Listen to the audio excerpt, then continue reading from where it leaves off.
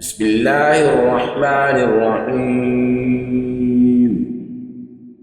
والتين والزيتون وطور سينين وهذا البلد الأمين لقد خلقنا الإنسان في أحسن تقويم ثم رددناه أسفل سافلين إلا الذين آمنوا وعملوا الصالحات فلهم أجر غير ممنون فما يكذبك بعد بالدين أليس الله بأحكم الحاكمين.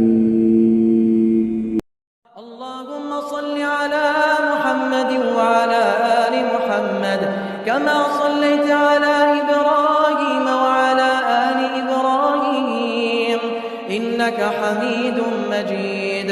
اللهم بارك على محمد وعلى آل محمد كما باركت على إبراهيم وعلى آل إبراهيم إنك حميد مجيد.